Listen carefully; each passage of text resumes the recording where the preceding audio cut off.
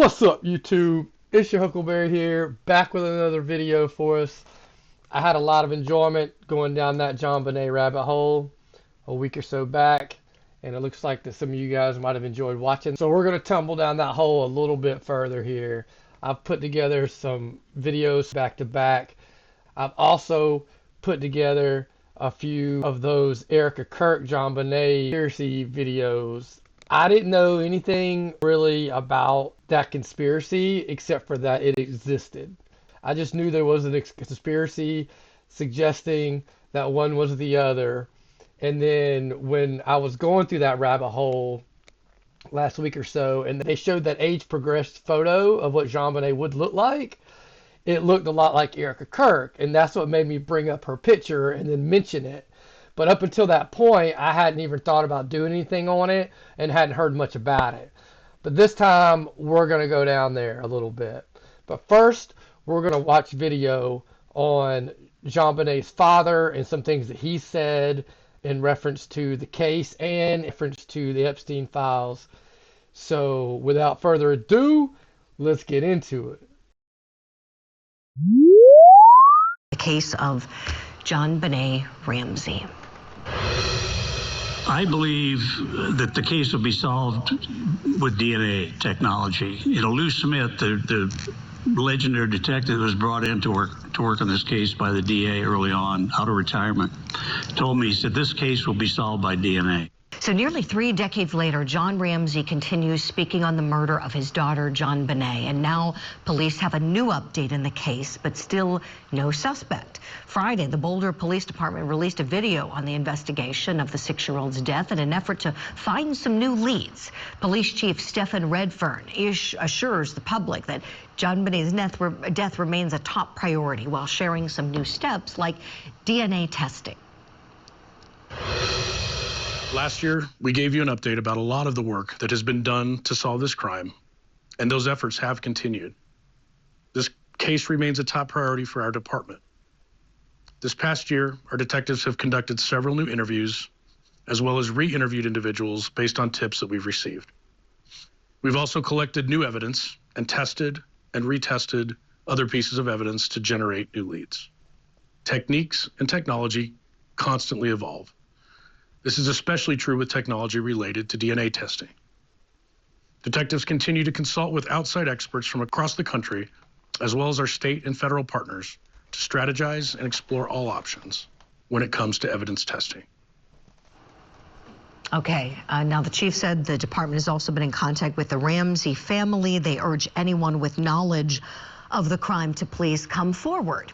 So this update that really didn't give any details is what got us talking. And so what I was wondering, and I want to ask all of you, do you think there's a method to this madness, to have the chief essentially go on, on television, online, on, wherever this update was played publicly, and basically say we have an update and working on it, but there was nothing specific. We're talking about DNA testing. Well, what DNA? Whose did you?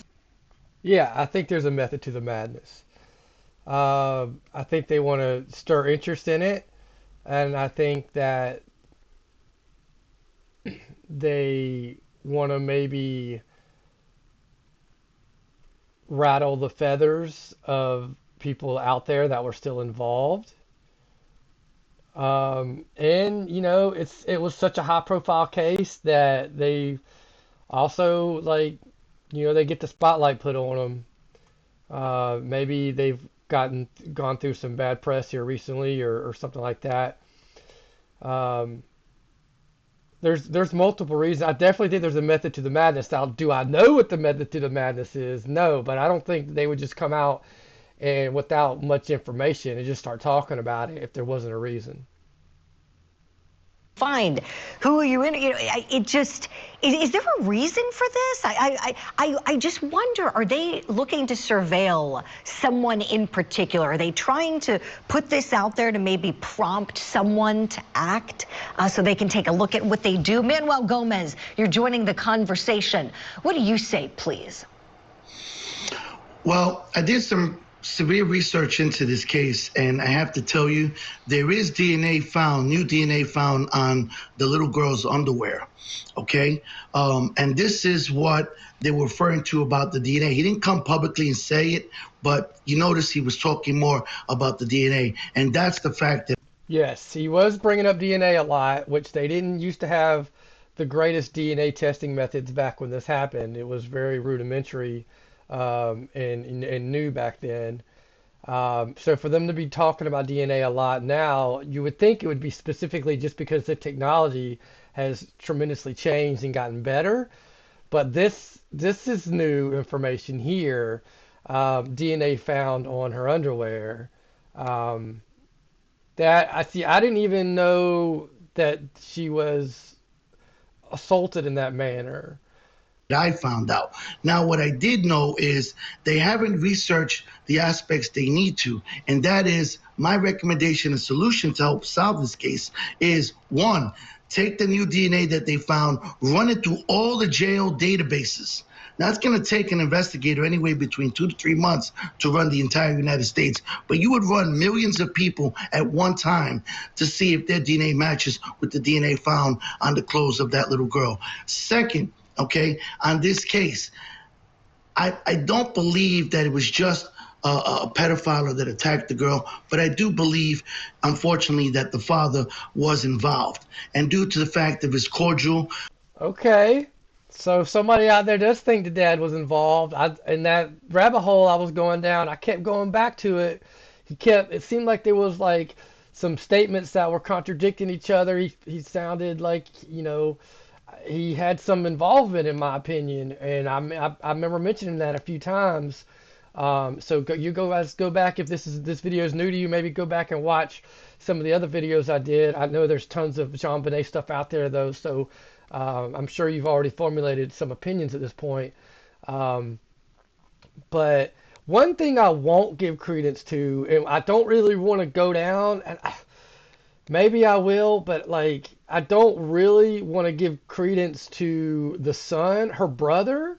I don't having anything to do with it. I mean, dude was like 10, and I find it really a hard stretch. Excuse me. I find it a hard stretch, like unbelievably. I can't think that the 10-year-old brother would have had anything to do with it. And I see some conspiracy theories about that. And I say, the brother in the other video I did, he mentions how he thinks it was a pedophile ring. He didn't say a pedophilist or a pedophilic. He said a pedophile ring, which is where that kind of fed into the whole Epstein thing with me in that previous video I did. But I'm not going to give any credence to the brother having anything to do with it. Now, if new information comes out, I guess I would consider it, but like that's too much of a stretch for me. But I do think the dad is a little bit guilty of something. Now, the mom who passed away back in 2006, 10 years later after JonBenet allegedly died, and I say allegedly because now we got the Erika Kirk conspiracy, but the mom, I can't think that the mom would. That's a tough one for me. I'm going to say no. I don't think the mom would have any kind of knowledge of anything like that. I think that if any family member was involved, it was probably just the dad and the dad alone. Now, that doesn't mean like the mom wouldn't have known the people that was part of the ring with the dad, or might not have known who did it without knowing who did it, so to speak.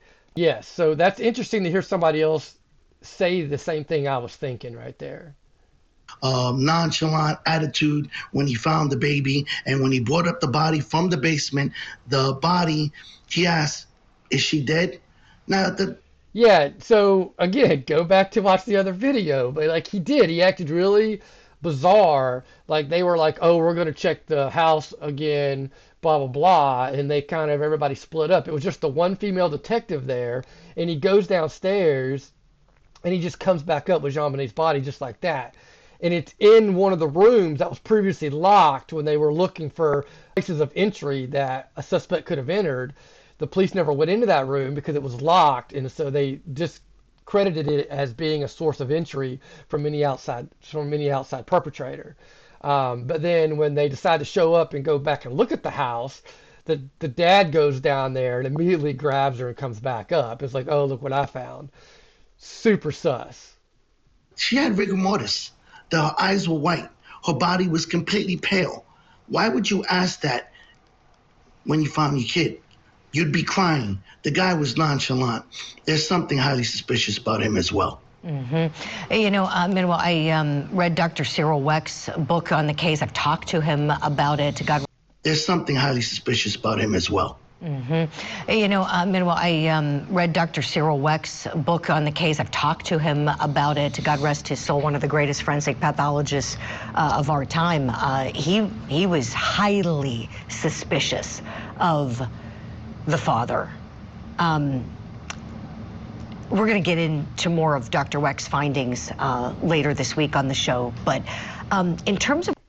Now remember this also that I went over in the previous video, part of the long form version, and I chopped it up and did shorter versions of that same video. But in the longest part of that video was the person on Instagram that was going through all these crazy facts about the JonBenet case. And one of the facts was about the woman from California that called up the Boulder cops and said that her father and JonBenet's father both sexually assaulted her when she was younger and were part of a bigger pedophile ring. So again, I'm sorry I keep pausing this, guys, but I mean, like, in case you didn't know any of this stuff, go back and maybe watch, because there was some crazy facts that she went over, that she talked about. What investigators are doing here. Tommy Pope, do you think this could be a prompt? Like, are they trying to prompt someone? Because they said nothing in terms of what's new. We don't know what's new. You just came on and said you're working on the case still. Could this be, you know, deliberate? A law enforcement tactic, in other words. Yeah, I think it could be. I will say it's an irony, Julie. You and I were talking when I saw you in studio in Atlanta, how I got invited to New York to talk about the JonBenet Ramsey case like 30 years ago, and the media was saying, why are they not more forthcoming? And I was explaining that sometimes law enforcement has to keep it close to the vest. And I joked that I never got invited back to that group after I told them the media didn't need to know more. But I think, you know, we do have new technology. I can remember a death penalty case I tried right when DNA first started, and it was that RFLP DNA, and you had to have about the sample size of a quarter. And by the time the guy had gotten it overturned and come back and I had to try him again, we had PCR. And so now you have the smaller, you know, DNA. And so I think they've got the evidence. It's like Manuel said, maybe I was thinking run it through the database. Now, the trap is there. If it is an inside job, if it is family related, if he's never been in the system, I'm sure they have their DNA. But, you know, we've got overlay of DNA when you're dealing with family members. So if it's totally foreign DNA, in other words, not relatives, then maybe they can make a pull from there. And like you said, maybe they have an eye on somebody and they're hoping to see if this makes them change anything. I mean, I've seen, you know, law enforcement can use falsehoods to get confessions, so to speak. So they may say, we've got, you know, we know that there's a red jacket or whatever the case may be. And like you said, wait to see if they go throw it in the dumpster or burn it or things of that nature. Exactly. There's so many more questions with this case. I wish we had more time. Well, we got more time, and we're going to keep going right here. This month marks 29 years since 6-year-old JonBenet Ramsey was found murdered inside her own home in Boulder. That means nearly 3 decades of questions and investigative missteps, and one of the most... Now, you guys, when they show pictures of JonBenet, in the back of your head, keep thinking Erika Kirk, okay? Because we're going to get to that later. haunting unsolved cases in American history. JonBenet was killed the day after Christmas, 1996. Strangled, her skull fractured, her body left in the basement. And I tell you that But I also am going to say that I do not think that JonBenet is Erika Kirk. But my point is that at what point is you have too many coincidences? And despite some brief moments of hope over the years, no one has ever been charged in this crime. But there may be a new development. Boulder police have just said that they have new evidence in the case. In their annual update, Police Chief Stephen Redfern said that JonBenet's murder remains a top priority, and he outlined new steps being taken to move the case forward. Take a look. This past year, our detectives have conducted several new interviews, as well as re-interviewed individuals based on tips that we've received. We've also collected new evidence and tested and retested other pieces of evidence to generate new leads. Techniques and technology constantly evolve. This is especially true with technology related to DNA testing. Detectives continue to consult with outside experts from across the country, as well as our state and federal partners, to strategize and explore all options when it comes to evidence testing. Police are not saying what that evidence is or who has been interviewed, but they are confirming that new and follow-up interviews have been conducted and that new evidence has been collected. They also say that older evidence has been retested using advances in... So, okay, because he's on the screen, really, guys, there's people out there thinking that this little boy right here, I'm not hearing that conspiracy theory. I think it's more believable that JonBenet is Erika Kirk than it is that the brother killed her. I think that's just ridiculous to me. I mean, granted, looks can be deceiving, but I'm not believing for a second that the brother had anything to do with this. DNA technology with help from state, federal, and outside experts. I'll get to that in a moment. Outside experts. Investigators are again urging anyone with information, no matter how small, to come forward and tell police, even this many decades later. And just as he has for nearly 3 decades, JonBenet's dad, John Ramsey, is still waiting for answers and still believing a breakthrough will come. He's John like joins 80 me years now old live. now. John, I can't even count how many times you and I meet at this time of year to discuss what's new, what's happening, what's different, what's changed. But something does feel different this year. To hear Chief Redfern say that they've got new evidence, that they've retested old evidence, and that they're using outside experts. Let's start with the new evidence and the retesting of old evidence. Have they told you anything about that?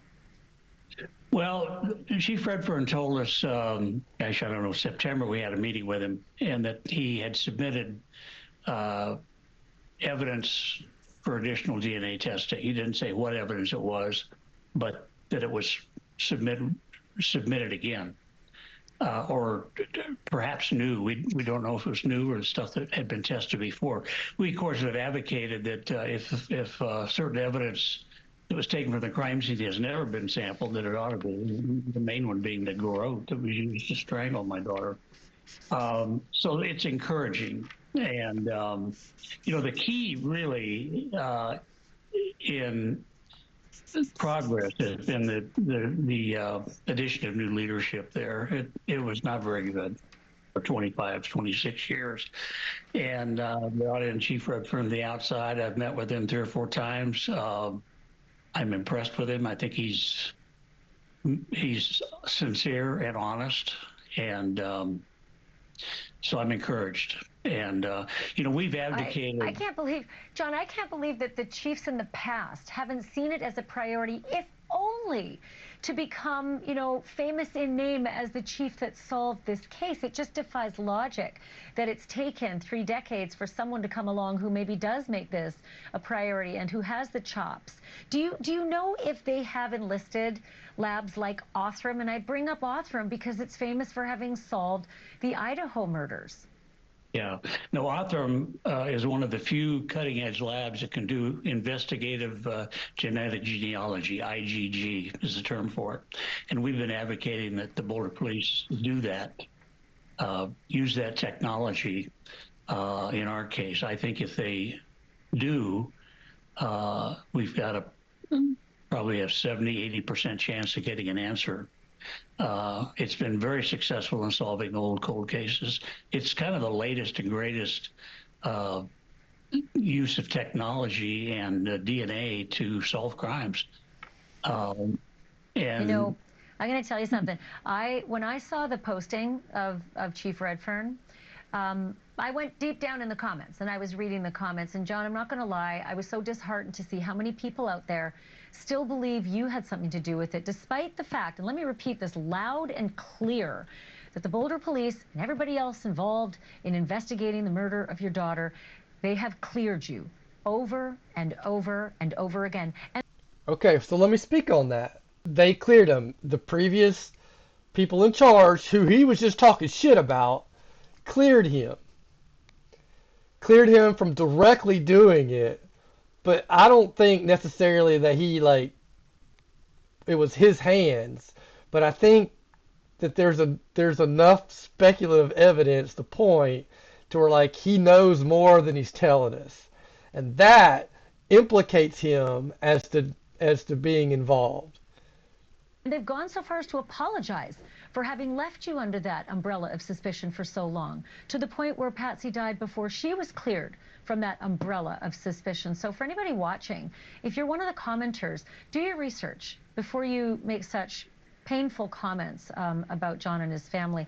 Okay, that aside, I will say this because you brought it up when we, I think, spoke at CrimeCon, that you wish that they would ask you to re-interview. You wish that they would bring you in so that you could, once again, tell them everything that they might want to know. Is that, I know you got the meeting in January. Is that on the agenda? Well, we haven't put it on the agenda yet, but we're going to ask for a meeting again in January for an update. And they've always been, at least with Chief Redfern, very cordial in honoring that request. So, you know, they've been fairly quiet about what they're doing. I think if I read between the lines of his latest report that he issued, there's some encouraging words there. And so I'm more optimistic than I've been in a long time, certainly with new leadership. You know, the problem with the old leadership, it was the old guard. These people that were in that police department had never investigated a murder. They decided on day one that we were guilty, literally day one. And that became the conclusion that they tried to fit the evidence to. And of course, they ran into problems because they couldn't fit the evidence. Right. I should mention as well, just for those who might be dabbling in the case and thinking that they know more than the average Joe, there is unknown male DNA on JonBenet's clothing, multiple different parts of her clothing, not just one piece, multiple different pieces of her clothing have the same unknown male DNA, meaning it's the same DNA from. So one thing I think is interesting when you got him and you're asking him questions, now they actually seem like they have a rapport. They've talked a lot of times in the past, but there's no mention of like the party and the neighbors, the maids, like all that stuff that we heard about in the last video I did, the long format video I did.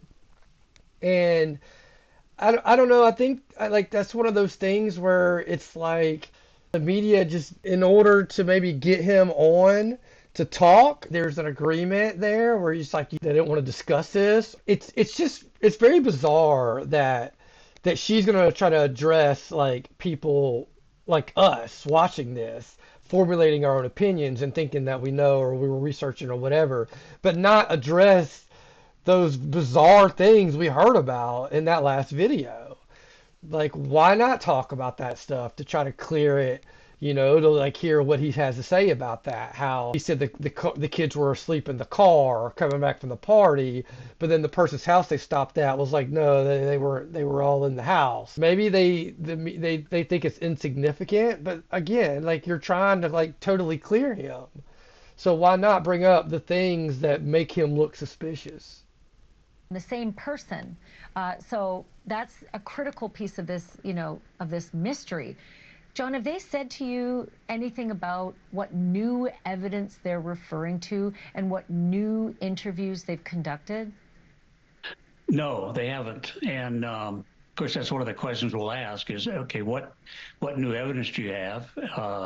Did you test the And I think the new evidence would be the DNA on the underwear that we just heard them mention in the previous video. Now, when I put these videos together, I kind of tried to do them chronologically. A couple of them were from a couple months back from me recording this. DNA in the latest format that's necessary to do IgG, investigative genetic genealogy? I don't know, guys. Do you see Erika Kirk right there? In my opinion, I put up that picture of Erika Kirk when she was about this same age. And there was a lot of similarities, but she just looked like she wasn't quite as petite as JonBenet was. But when you zoom in on that face, you see those eyes and those cheekbones.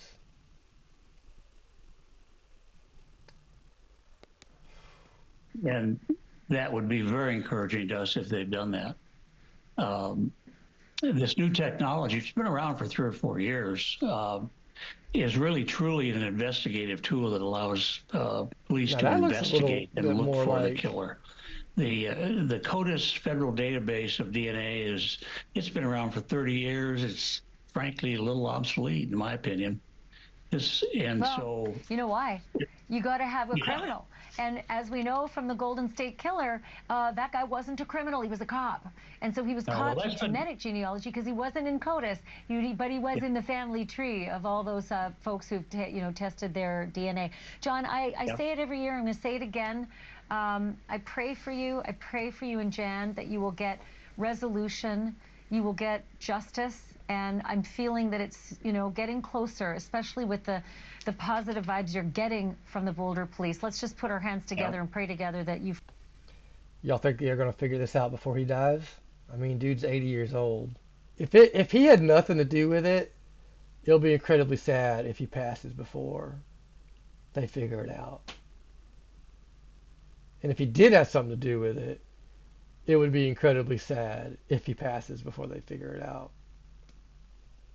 Finally get this answer in 2026. Well, thank you, Ashley. I'm very optimistic at this point. I really am. Aren't we all?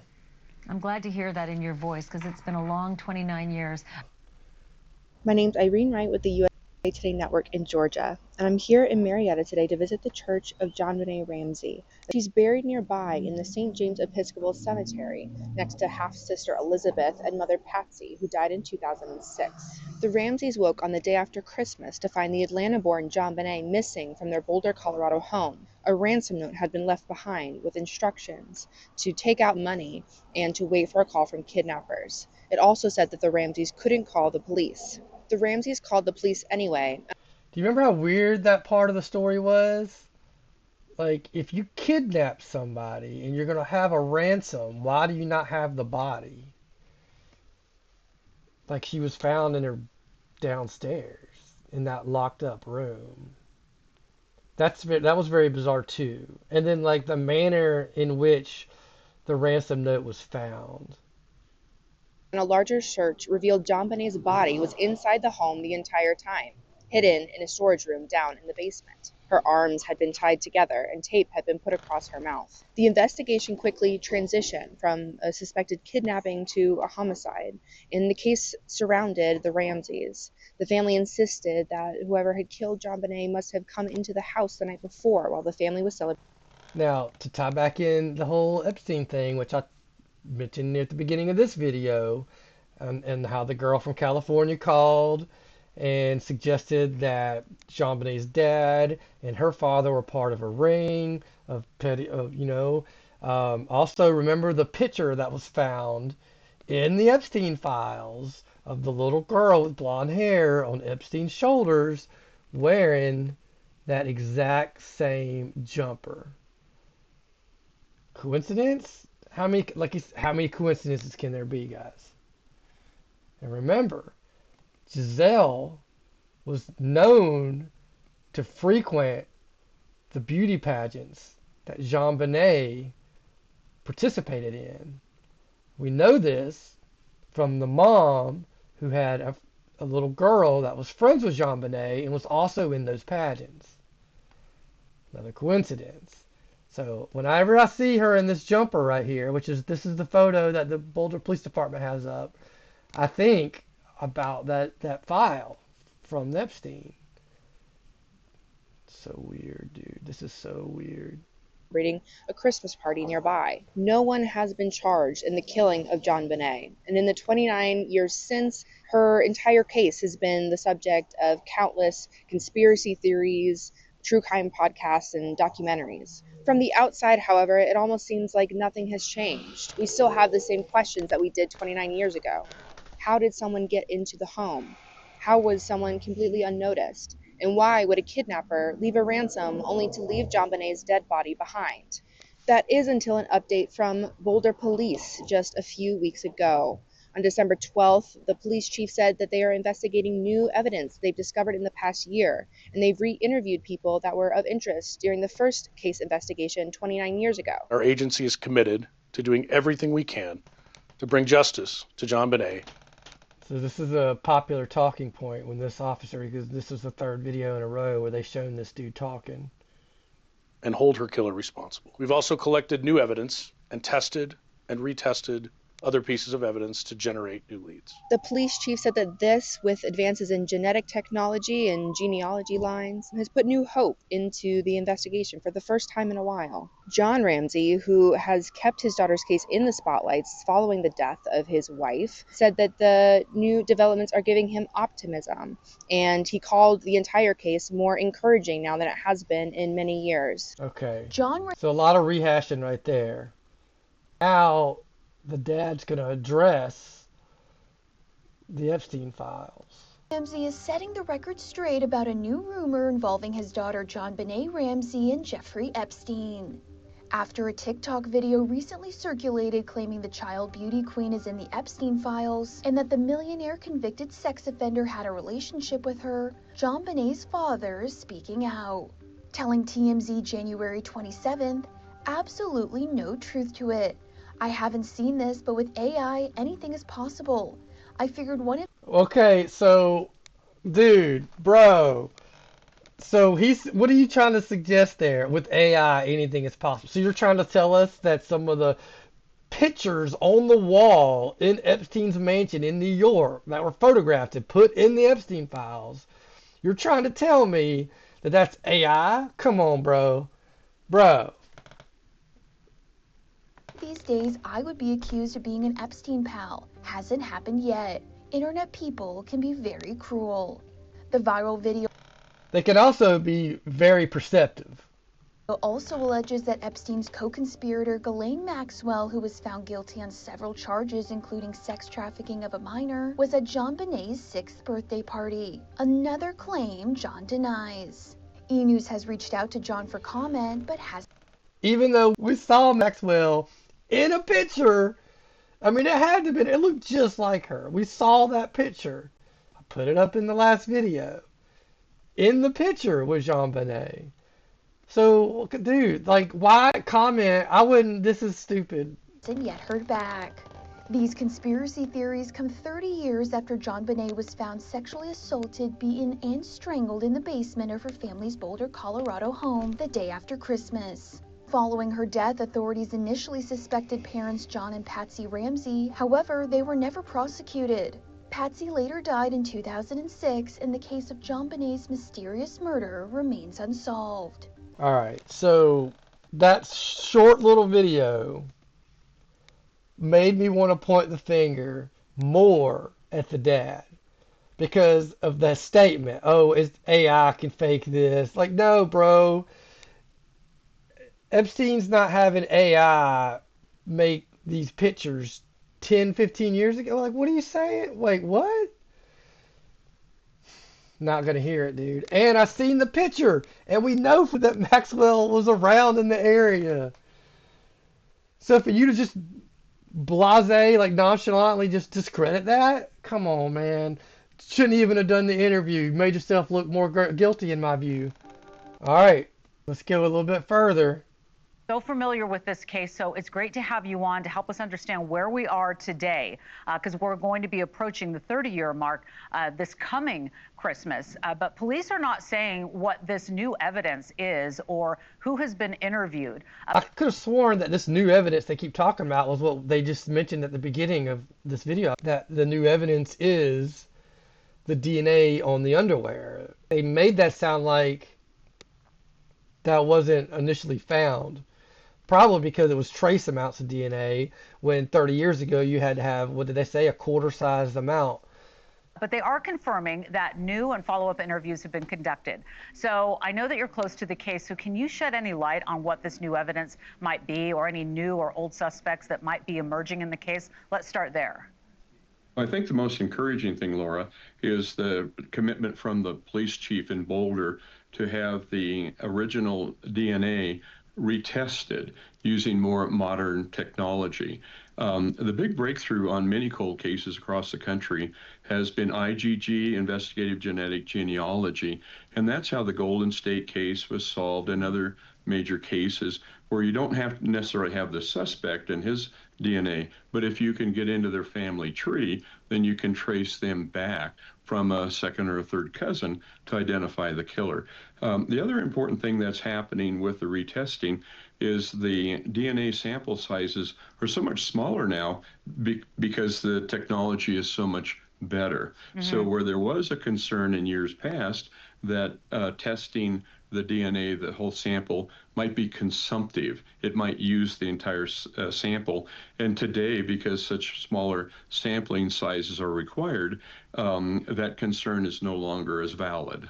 And also, because this is Investigation Nation, I wanted to share with our audience, John, that I went to the former Ramsey home in Boulder, Colorado earlier this year to look at the intruder theory, because, again, for so long people said somebody in the family did it, and then there's a lot of people who still believe to this day, yourself included, about the intruder theory. So I wanted to see how easily the back of the home can be accessed, because, and it does look a little bit different today than it did in 1996. So I drove around the front, I went around the alley in the back, and I wanted to watch this together with you. Let's watch. This is the alleyway right off of 15th. We're on the back side of the former home of the Ramseys. And as we take a look here at the back of the house, you can see the complexities of all the different levels and all of the different entryways that are on this house. And investigators have long believed that this is a very key point in this case. Bro, does somebody live in this house now? How weird would that be to like live in the house where JonBenet got killed? That would be very weird. Very, very weird.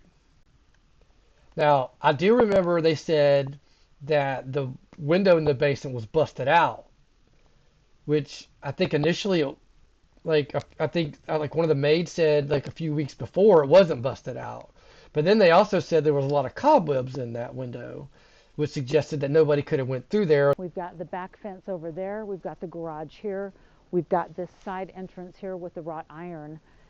And we know that this is an area that has been very closely looked at through the years. Okay, so what can you tell us about the alley? The way it looked in 1996 and still today, I mean, it's pretty big access back there. Yes, and in 96 it was even more so accessible. After the murder, the Ramsey family never ever stepped foot back inside that home, and the home was later sold. And then owners who came along later added the privacy fence, which runs off the alley in the back and along the sides, and then in front they put up a privacy fence that is a tall wrought iron railing. And so security was not as big of an issue in 96 with the Ramsey family as it is shortly after the murder and as it appears today. But even today, Laura, you saw yourself that off of that back alley behind the home, which is where the residents would drive into the garage and access the home, and that was the garage that was used by the Ramsey family on the night of Christmas 1996 shortly before the murder. So that area was very accessible in the back. I think we're closer now to having this case solved than we ever have been in the past. And I know this testing with Othram and other labs is not inexpensive, but what the Smith family team has done is we've started a GoFundMe account. Our target was $100,000. We're over $95,000 that we've raised. Now, we spent about $75,000, but we have offered to use our GoFundMe account to pay for this genetic testing. So if the police department's a smaller department, if they don't have the budget to support that, we'd use our entire GoFundMe account just to identify this killer. If we have to raise more money, we'll go do that. And I know the Ramsey family is very committed to raising funding if that's what's required to get this case solved. A little bit interesting to see the house there and hear about the access of it. I heard about the window, so mentioning that and then trying to see how that would fit into what we just saw. But let's just get to the next one here. All right, guys, here we go. I don't know anything. All I know is they look alike and they're both pageant queens. Okay? That's all. They're Erika Kirk, supposedly 1 year older than JonBenet would be at this point. I'm kind of excited right now because I haven't watched any of this stuff. I purposely put it off so we can watch it together. This isn't just another internet conspiracy. This is the kind of theory that makes Reddit go full FBI and TikTok turn into CSI Influencer Edition. Because right now, people aren't just talking about JonBenet Ramsey, they're saying she might have grown up, changed her name, and become Erika Kirk, the widow of conservative firebrand Charlie Kirk. Yeah, that Erika Kirk. And suddenly, a decades-old cold case, a Netflix documentary, a tragic assassination, and one very public rebrand all crashed together into the most unhinged yet strangely compelling rabbit hole the internet has ever cooked up. Let's break it down slowly, carefully, and yes, deeply. The Netflix doc that reignited everything November 2024. Netflix drops a 3-part documentary on the JonBenet Ramsey case, a crime that shook America in 1996 and has never been solved. But this isn't your standard rehash. New forensic tech, leaked law enforcement notes, and over 100 new tips pouring in after it aired. Suddenly the public isn't just reminiscing about a tabloid tragedy. They're asking real questions again, especially when they notice something bizarre. JonBenet would be 35 years old right now, and one woman, Erika Kirk, is suddenly everywhere. Powerful speeches, CEO status, grieving widow, conservative darling, and apparently JonBenet's twin. TikTok turns into true crime theater. It started with a post, a simple side-by-side. On the left, JonBenet Ramsey, frozen in time, a child beauty queen mid-smile, poised in glitter and stage lights. On the right, Erika Kirk, dressed in a power suit, standing before a roaring crowd at a Turning Point USA event. Same lighting, same angle. But what caught everyone off guard weren't the clothes or context. It was the face, specifically the dimple, that soft curve on the right cheek when they smiled. The same almond-shaped eyes, the same high cheekbones, the exact jawline that looked like it had been traced from the same blueprint. At first, people laughed it off. A fun little internet coincidence. A glitch in the matrix. But then, the algorithm did what it always does and poured gasoline on the theory. TikTok exploded. Millions of views within days. Comment sections turned into investigation forums. One user posted, "They even blinked the same. I can't unsee it now." Another, half joking, half terrified, wrote, "I'm not saying it's true, but if it is, this might be the biggest cover-up in American history." The tone shifted. This wasn't just viral. It was cultural combustion. What began as a meme spiraled into something darker. Video breakdowns surfaced, comparing Erika's voice patterns to JonBenet's old interviews. Facial recognition software, real or bootlegged, was being run by users desperate for digital proof. They dissected Erika's mannerisms, her eye movements, even the way she paused between thoughts. Conspiracy theorists linked angles of light and smile symmetry like they were testifying in a courtroom. Suddenly, amateur sleuths were framing side-by-sides like evidence in a murder trial, and people were listening. No, it wasn't admissible in court, But this wasn't court. This was the court of public obsession, and the internet doesn't need a conviction to hand down its verdict. All it takes is one uncanny photo, one perfectly timed zoom, one gut feeling,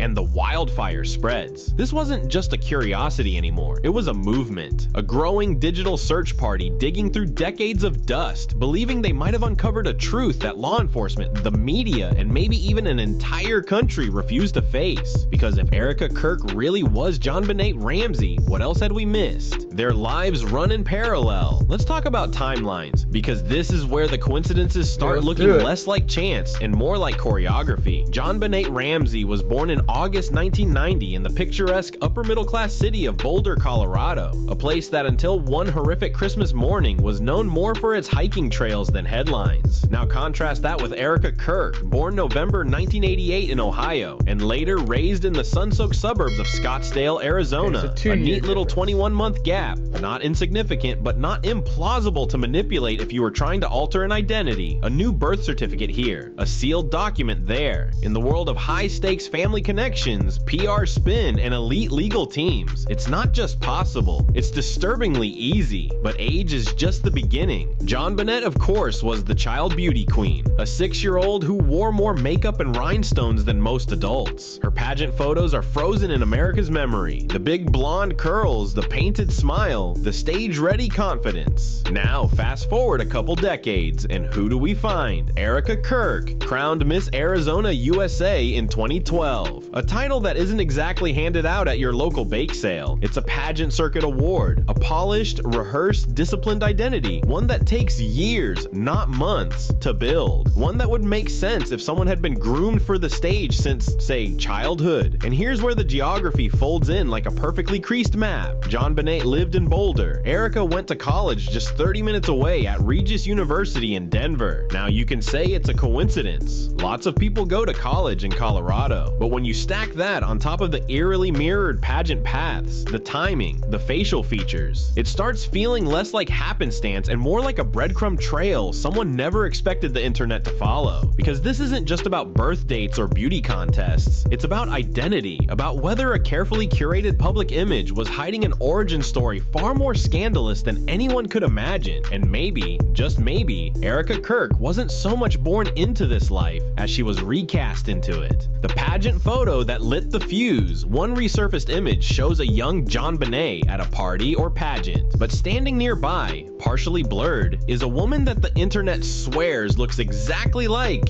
Ghislaine Maxwell. You know, Jeffrey Epstein's longtime associate. That photo I Coincidence? showed y'all Maybe, except that the PR firm the Ramsey family hired to spin the media frenzy in 1996, years later, that same firm represented Ghislaine Maxwell. We're not even stretching here. That's a documented...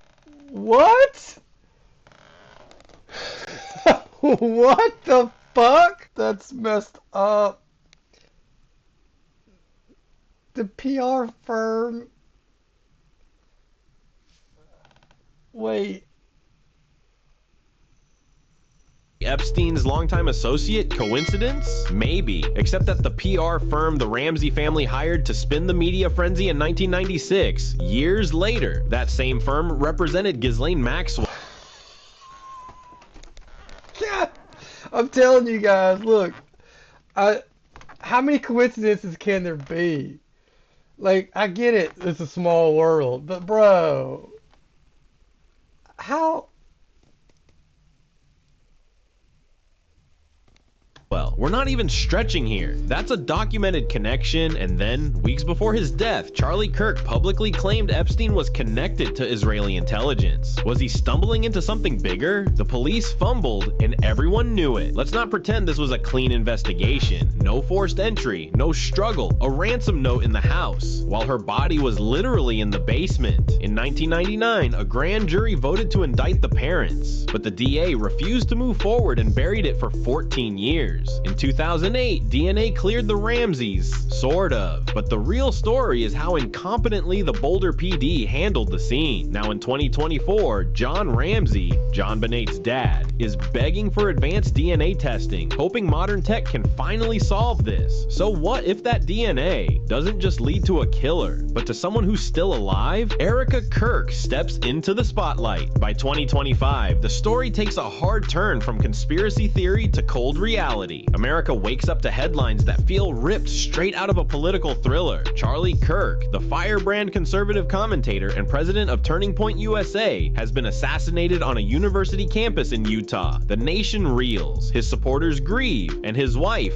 Erika Kirk, steps into the center of it all. Calm, controlled, calculated, a grieving widow and a newly anointed leader, all in one. Overnight, Erika isn't just connected to power. She is power, the face of a movement, the CEO of an empire. She takes the mic, she fills the stage. But for someone so public, she remains painfully private. The world suddenly wants to know everything about her, but all they find is silence. Her children's names? Never released. Their faces? Blurred, cropped, or completely missing from the few family photos that surface online. Their birth certificates? Allegedly sealed, tucked away like classified documents at Langley. Even her past addresses, school transcripts, and early photos are strangely sparse, as if someone scrubbed the internet before it ever had a chance to remember. Now, on the surface, some of this makes sense. Erika has enemies. She's a widow, a mother. In an era where doxing and digital harassment are one click away, privacy is protection. But the lack of transparency didn't just raise eyebrows, it ignited suspicion. Because when a woman rises to power with a face everyone suddenly swears they've seen before, a face tied to one of the most infamous cold cases in American history, the silence becomes deafening. The secrecy starts to look less like self-preservation and more like concealment. And the question changes. It's no longer, why is Erika private? It becomes, what is Erika hiding? Was she shielding her children from a dangerous world, or from a past the world wasn't supposed to uncover? Was this grief, or was this damage control? For a woman who claimed to have never known Charlie Kirk before they met, who repeatedly painted herself as a simple, traditional Christian wife, the polished image now looked more like a mask, carefully constructed, seamlessly worn, and never once cracked in public. But as the JonBenet theory surged back into public discourse, and Erika's face was suddenly everywhere, the line between fiction and possibility got thinner by the day. Because when someone's entire public life feels like a performance, and the backstage is completely off limits, the audience doesn't clap, they start to dig. The Arizona family theory. This is the part where the theory goes full tinfoil. Some online claim that JonBenet didn't die. She was given to another family, raised under a new name, Erika Lane Frange, later Erika Kirk. Why Arizona? Because that's where Erika was raised, and where her connections, religious, political, and corporate, all stem from Miss Arizona to conservative media star. Did the journey begin in Boulder? The public is obsessed. This theory has clocked millions of views. Even Nancy Grace, queen of cable crime TV, addressed it, not to shut it down, but to explore it. You know it's serious when Nancy Grace doesn't just laugh it off. And sure, skeptics are everywhere. The autopsy proves she died.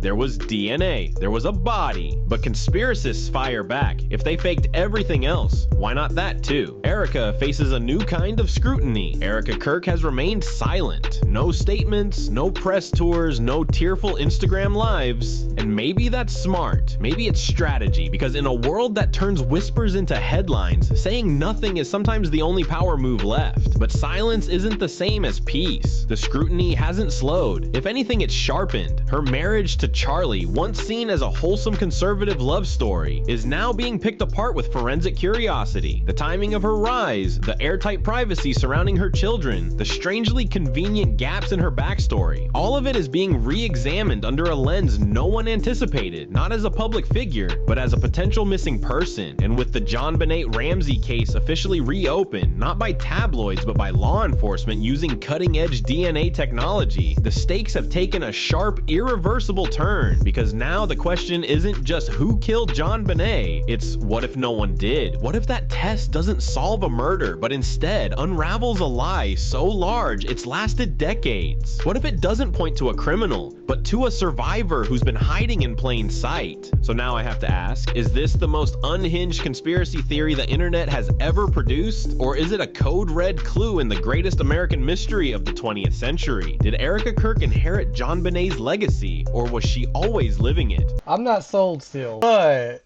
they did give me more that just makes me think, what are the odds? And the way that we just saw her dad just nonchalantly throw out like AI can do the photos. I'm not going to say I believe, but I think I'm a step closer. Not just fractionally. Oh, here we go. Here we go. Here we go. So, but let's get into this and let's see if they could throw us out anything else to feed this thought. Is Erika Kirk really JonBenet Ramsey? Or even, were they possibly twins? There are a few issues here that we need to look into. Let's do it. In the age of the internet, one thing I did notice before we let her go too far in is that when I was trying to look up pictures of Erika Kirk as a kid, I couldn't hardly find any. I found the one of her on the plane that I showed y'all. Did think that was kind of odd for her to be in a pageant queen, like they mentioned. Like typically, when you're a pageant queen, like you're all about that life, and you've always been about that life. So to not see that many pictures of her in the 90s is a little bit strange to me. Tonight, I'm examining one of the strangest modern claims connected to her case, and that is the theory that JonBenet Ramsey didn't die in 1996, that she survived, and that today she is a woman named Erika Kirk. So,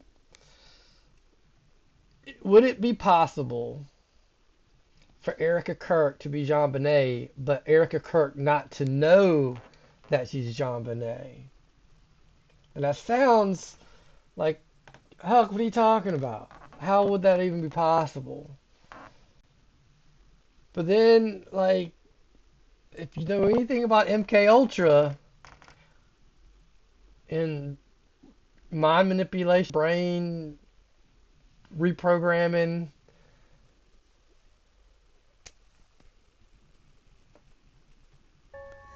the Erika Kirk theory began circulating heavily on social media platforms several years ago. Users began comparing photographs. Whoa. What are we looking at here? We're looking at that. That's what they talked about in the last video. The dimple on the smile.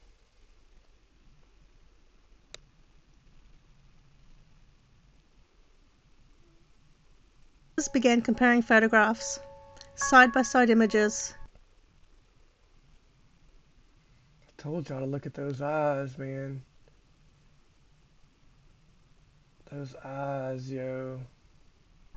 Facial features highlighted, eyes circled, smiles aligned. Smiles aligned. Look at that.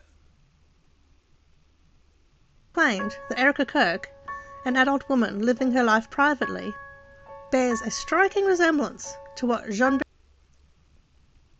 Okay, so now they're comparing Erika to John Ramsey. And she does, I never thought about that. But she does kind of have that rounded face like he does. Remember I was talking about when they were kids, how JonBenet's face looked a little bit more petite? Like not quite as chubby, but I did acknowledge that those cheekbones are really similar. But then you put her up against the dad, bro. Renee may have looked like grown up. And from there, the theory expanded. Look at those eyes, dude. Some suggested the death had been staged. Others claimed the body was... Huck, how are they going to stage the death? They can't just fake a death. Let me tell you something. If you're at least thinking this is a little bit plausible, then you probably think it's more plausible or as much or even probable that Epstein's death was faked. And I have mentioned this in previous videos, that there's also compelling evidence that Charlie Kirk's death was faked. But the faking, look, and the money these people run with, bro, like you can tell, like John Ramsey is loaded, man. We know Ep had a lot of money.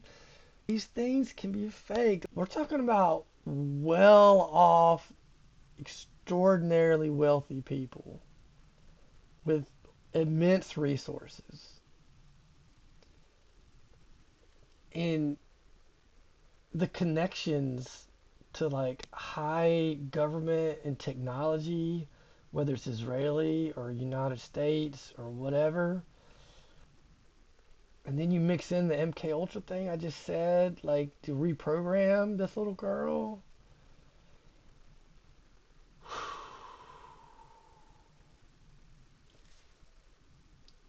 Was misidentified. A few went further, arguing that powerful forces orchestrated an elaborate cover-up. But here's where we need to slow down, because resemblance is not evidence, and viral speculation is not proof. She's right. Let's look at what would have to be true for this theory to hold. All right. First, the autopsy report from 1996 would have to be fraudulent. Medical professionals would have had to fabricate findings.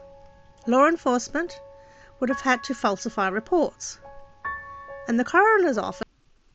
I mean, to what degree, though? What if it was another little girl whose body was being examined? I'm just saying, like, money can do a lot of things, guys. And it can buy off a lot of people. Would have had to participate in a coordinated deception. Second, the funeral, the burial, the public records, and decades of legal documentation would all need to be part of that same fabrication. And thirdly... But was it open casket burial? Or was it closed casket? JonBenet herself, at 6 years old, would have had to be hidden, relocated. Hold on. Let's just figure that out real fast. We'll ask ChatGPT.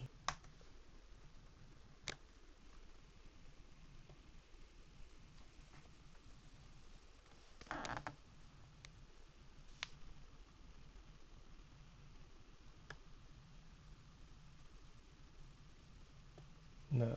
So it was. That's not a good sign for this theory. Raised under a new identity and kept silent for nearly 30 years.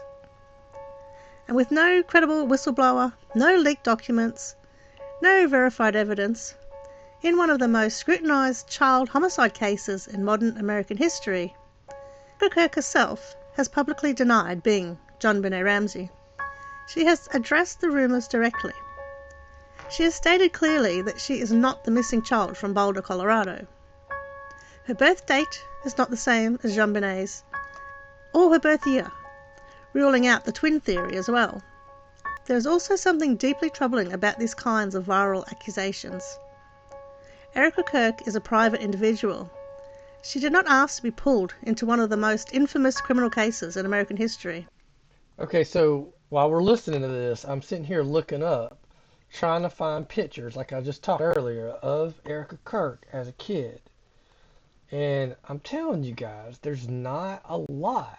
It's not a lot of them, which is so weird. Especially for somebody that was a pageant contestant / winner. This is the one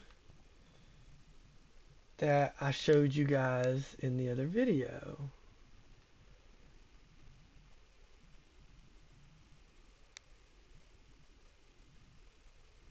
That doesn't even look like her to me.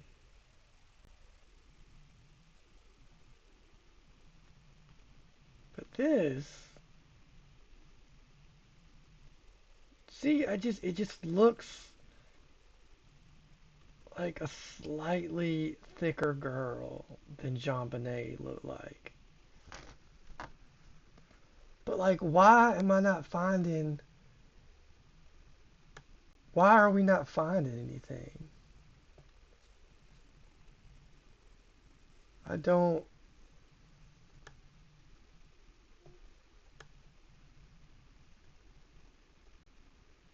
Isn't that strange? I mean, yeah, you're not going to get a lot of pictures of you or me online. Well, actually, you know what? My mom's got pictures of me all over Facebook when I was a kid.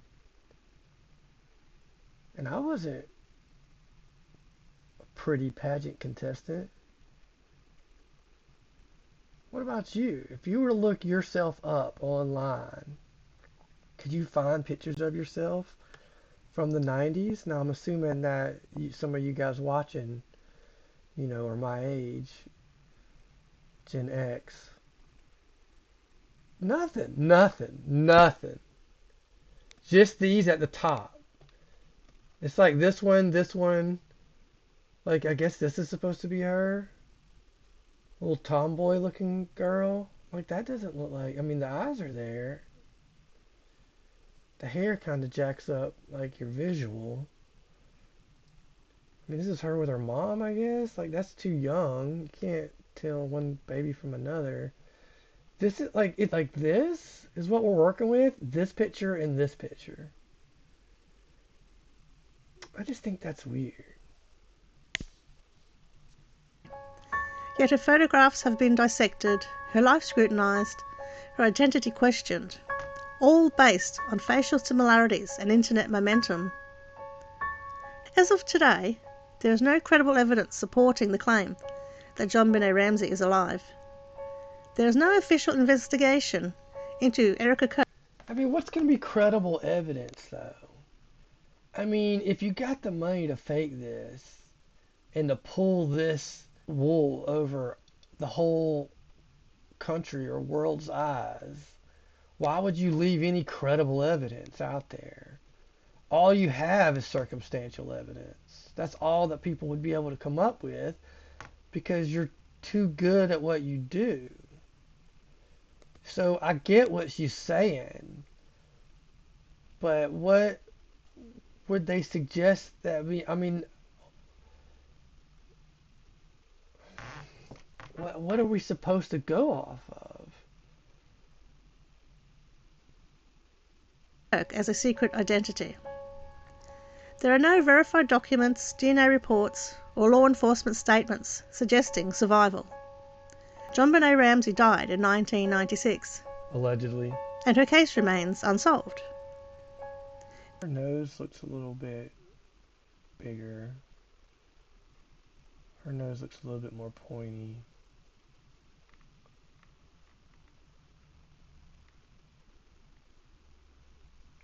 Maybe it's the light, but her hair looks a little bit more Targaryen and hers looks a little bit more Lannister.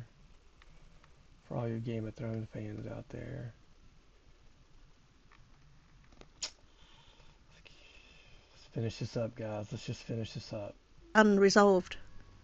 And no amount of facial comparison edits can rewrite documented history. The mystery of JonBenet Ramsey endures because there are still unanswered questions. But unanswered questions are not blank canvases. They are merely gaps in evidence. And until credible, verifiable proof emerges, theories like this remain exactly what they are. Internet folklore, not fact. Nobody's saying that anything is fact. And I'm very compelled by this conspiracy. Now, even more than I was before. Just knowing that the same PR firm that handled the Ramseys is owned by the Maxwells.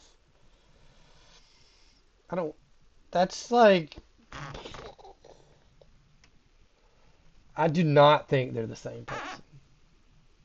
But I'm not sold that they're not the same person.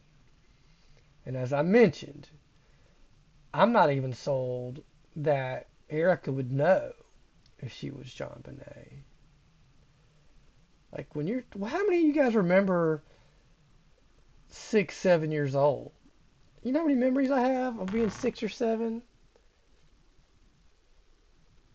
Maybe like maybe a handful, bro. I don't remember a whole lot. I mean, I remember a little bit, like fractions, especially as you get older, you know.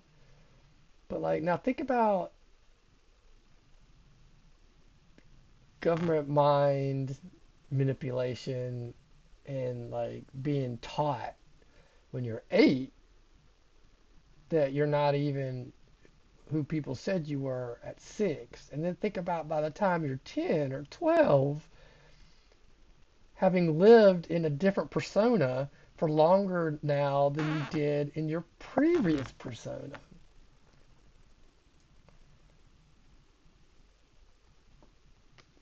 And why are we not finding pictures of Erika Kirk when she's a kid? You got the one picture, maybe the 2? I don't know, guys.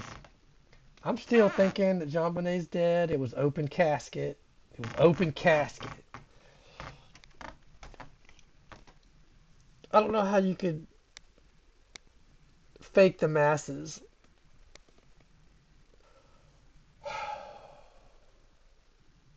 Alright, guys. That's it. That's all I got. I appreciate you going back down this rabbit hole with me. If I find some more videos I think should be interesting, or if any more interesting things come out, evidence or whatever, we're going to go back in it again. But if you haven't seen last week, you need to go back and watch all that stuff about the Ramsey case that was in that last video. I'm telling you, with the maids and just the contradictions, stuff will blow your mind. Anyway, guys, I'm your Huckleberry. You can call me Huck. I hope to see you next time. Leave me a like and a subscribe. A like would be awesome. A subscribe would mean the world. That would be awesome for me. You're a daisy if you do. Peace!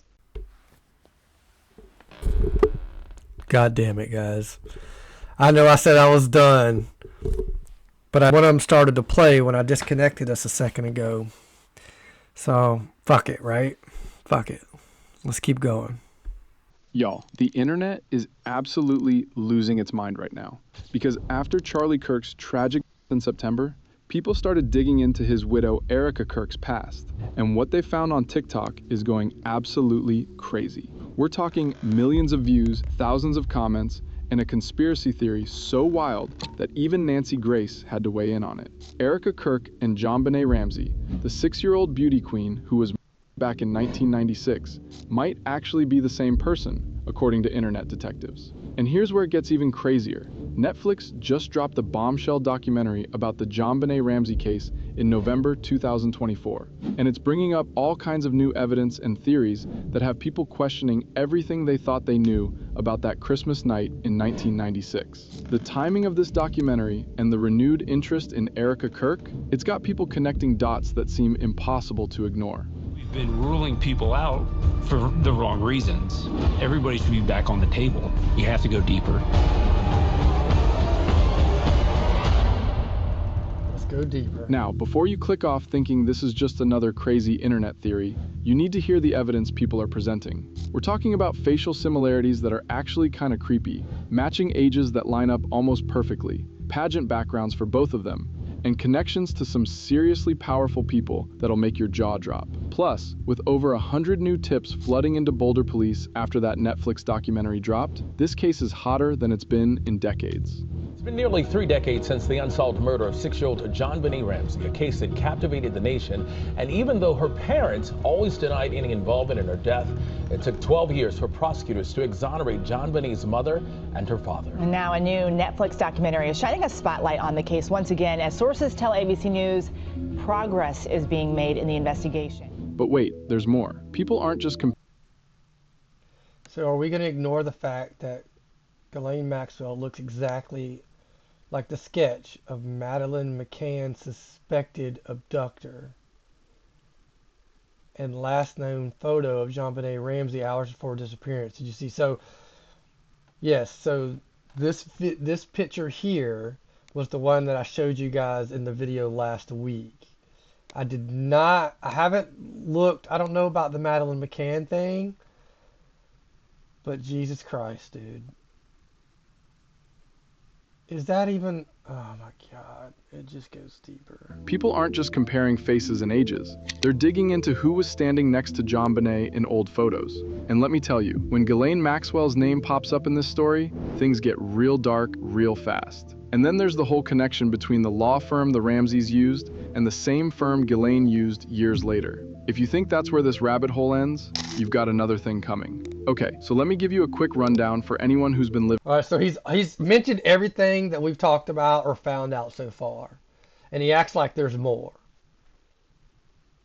Under a rock. JonBenet Ramsey was an adorable 6-year-old beauty pageant queen from Boulder, Colorado. On December 26, 1996, the day after Christmas, her parents woke up to find a ransom note demanding money for her safe return. But hours later, her dad, John, found her body in their own basement. She'd been hit on the head, strangled with a cord, and the killer was never caught. Got JonBenet. She's gone. They've got her.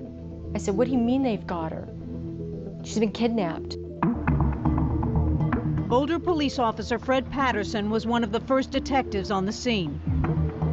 It was a very rapid response once I knew what we were going to. I met him at the front door and told him what was happening, and he said, "What, do you think she just ran away?" And I said, "She's 6 years old. Heavens no."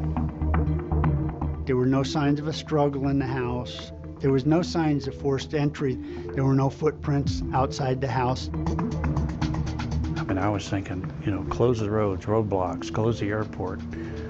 What are we doing here? And you assume the police know.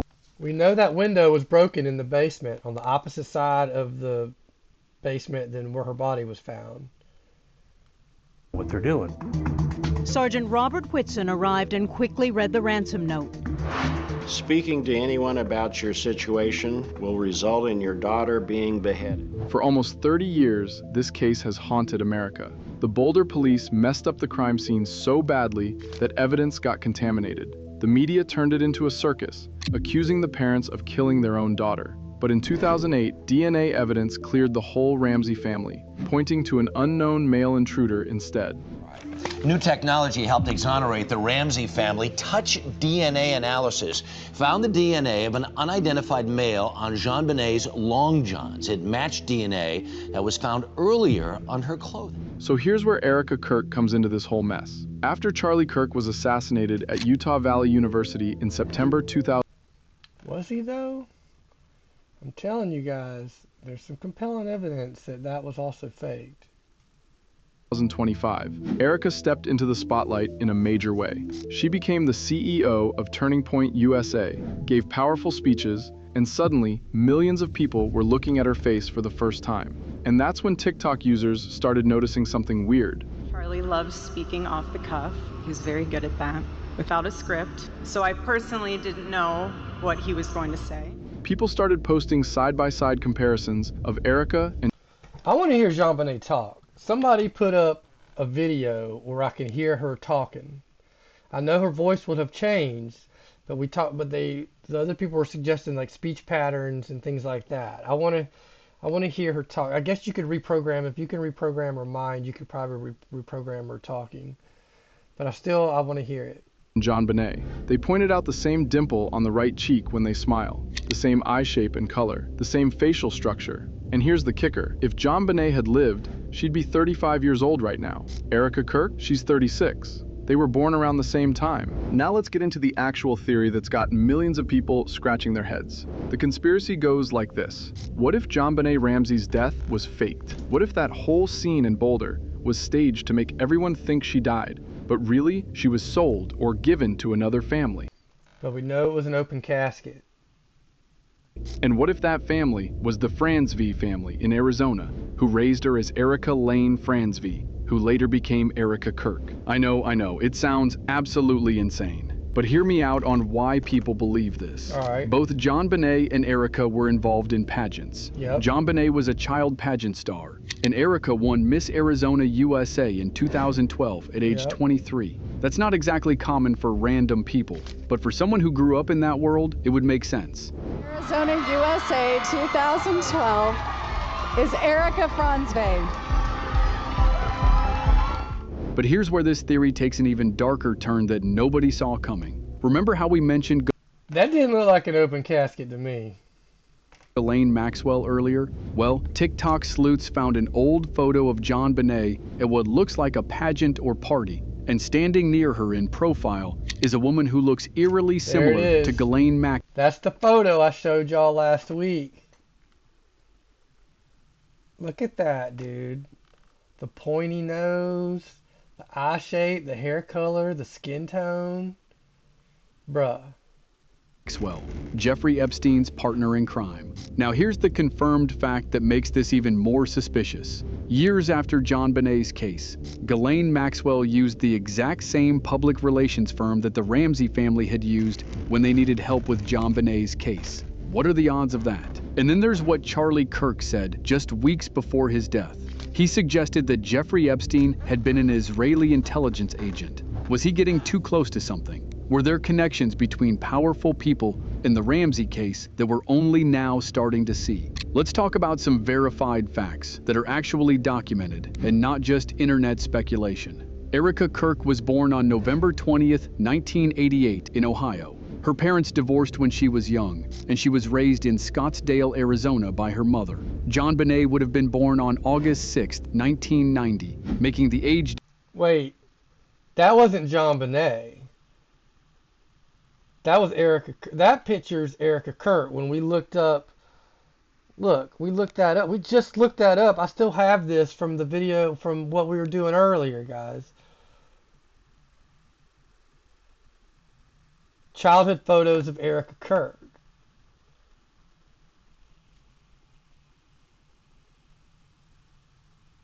That's that picture. Why are they acting like that's JonBenet? Maybe this is just an editing mistake. 1990, making the age difference only about a year and 9 months. Erika played college basketball at Regis University in Denver, Colorado. Wait, Denver? That's less than 30 miles from Boulder, where JonBenet lived. Is that just a coincidence, or is there something more there? That doesn't mean Erika also founded a Christian clothing line called Proclaim and hosts a podcast called Midweek Rise Up. She's deeply religious, which some people point out could be a way of dealing with childhood trauma if this theory were true. Really, we're a very strong female athlete. Can I ask you your position on that? Because... Oh, yeah. Yeah. Now, let me hit you with some facts that almost nobody is talking about, but that are absolutely crucial to understanding why this theory gained so much traction. The Netflix documentary that dropped in November 2024 revealed that the Boulder police investigation was botched from the very beginning. They contaminated the crime scene. They focused on the wrong suspects. They ignored DNA evidence that could have solved the case decades ago. Now, police in Boulder, Colorado are defending themselves following a new documentary on Netflix. The 3-part docuseries focuses on the cold case of JonBenet Ramsey's murder in 1996. She was found dead in the family's basement the day after Christmas. The docuseries also focuses on the mistakes that were made by police and the extensive media coverage of the case.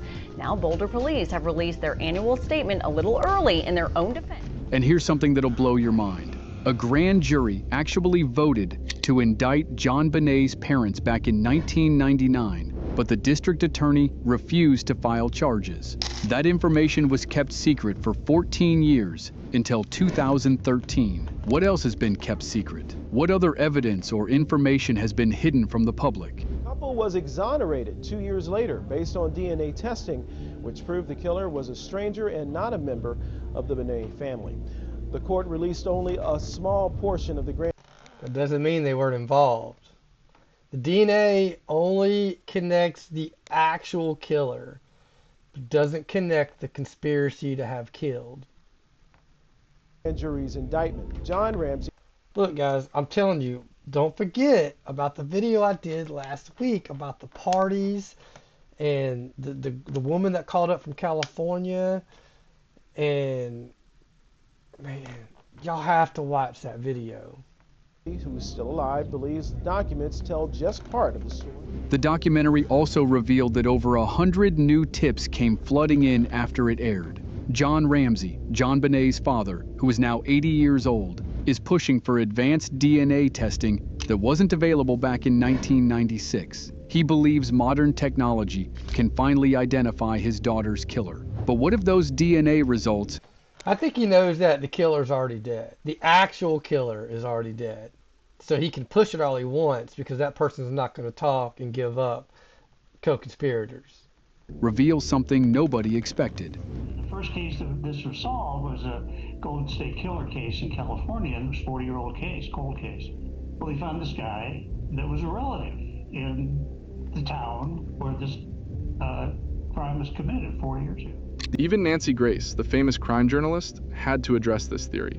While she didn't outright endorse it, she didn't completely dismiss it either, which got people even more fired up. When someone like Nancy Grace, who covered the original case extensively, doesn't immediately call it crazy, you know something's up. But not everyone's buying it. Plenty of people are pointing out that official autopsy records confirmed JonBenet's death. The coroner determined she died from a skull fracture and strangulation. There was a body. There was DNA evidence. Law enforcement and medical experts have repeatedly stated there's no credible evidence to support the theory that JonBenet survived. Murder of 6-year-old JonBenet Ramsey captivated the nation and put her family under the microscope, with many speculating that her father, mother, brother, or all three were involved in her killing. Now here's what almost nobody is covering, but what makes this entire situation even more complex. After Charlie Kirk's death, there were conspiracy theories suggesting Erika Kirk might have been involved. Some people online started speculating about the timing of everything, about insurance policies, about who benefits from Charlie's death. These theories have been widely condemned, and there's absolutely no evidence supporting them. But the fact that they exist shows how much scrutiny Erika is under right now. How many kids did you guys want to have? We wanted to have 4. Then there's the political angle nobody wants to talk about. Charlie Kirk was getting more vocal about certain topics before his death. He questioned narratives around Israel. He talked about the Epstein files. He was becoming more controversial even within conservative circles. Some people wonder if his assassination was connected to what he was saying. And if so, does that put Erika in danger too? And here's something really interesting. Erika gave birth to their daughter in August 2022, and their son in May 2024. She's kept her children's names and faces completely private, which is understandable given their public profile. But some conspiracy theorists point to this as another layer of secrecy. Why so much privacy? What is she protecting them from? So what's actually happening with the JonBenet Ramsey case right now? Boulder Police Chief Stephen Redfern released a statement saying they're using outside forensic labs and experts with the latest DNA technology. They've digitized the entire case file, which includes over 21,000 tips, 1,000 interviews, and 200 reports. They've analyzed handwriting, DNA, fingerprints, and shoe prints from 200 people. John Ramsey met with investigators in mid-2024 and is scheduled to meet again in January 2025. He's begging them to use advanced DNA testing that could finally identify the killer. The technology exists now to extract information from evidence that was impossible to analyze in 1996. There's real hope that this case could actually be solved soon. So what happens now? Well, Erika Kirk is continuing to lead Turning Point USA and honor her late husband's legacy. She's raising their 2 young children while managing one of the largest conservative youth organizations in America. The JonBenet Ramsey case investigation continues, with new technology and renewed public interest. And the internet keeps digging, keeps comparing, keeps theorizing. Whether this conspiracy theory is complete nonsense, or whether there's even a shred of truth to it, one thing's for sure. Both Erika Kirk and the Ramsey family are dealing with unimaginable public scrutiny. And in the age of social media, every theory, no matter how wild, can spread like wildfire and impact real people's lives. Guys, I don't know if we figured anything else out. Drop me a subscribe, and I'll drop you another JonBenet video as soon as there's something more compelling to talk about. We're done. We're out. Peace.